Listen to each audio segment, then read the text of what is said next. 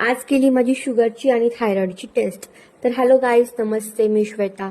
सकाळचं सगळं routine follow केल्यानंतर मग केला नाश्ता आणि थोड्या वेळाने पिले नारळ पाणी आणि मग केली लंचची तयारी. भेंडीची भाजी खायला तर चांगली वाटते, पण कट करायला किती वेळ लागतो ना. बाहेर पडत होता मस्त पाऊस, मग थोड्या वेळाने केला मी लंच आणि त्यात खाल्लं भेंडी, चपाती, एक वाटी दही आणि सलाद. आणि मी खूप जणांकडून ऐकलं होतं बरं का की शुगर टेस्ट आधी ना ग्लुकोज पितात आणि ते पिणं म्हणजे खूप मोठा टास्क आहे. आणि फायनली आज मला तो टास्क करायचा होता. खरंच यार, ते एवढं गोड होतं, असं वाटलं की मी एका महिन्याची शुगर एकाच वेळी घेते. मी एकदा तोंडाला लावलेला ग्लास काढलाच नाही, तर मी ते पिऊच शकले नसते.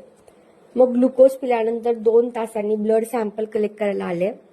आणि लहानपणी मला इंजेक्शनची एवढी भीती वाटत होती ना, आणि आता त्याचं काहीच वाटत नाहीये. आणि मी भैयांना सांगितलं जेवढं पाहिजे तेवढंच ब्लड घ्या, एक थेंब पण जास्त नका घेऊ. ते पण हसायला लागले.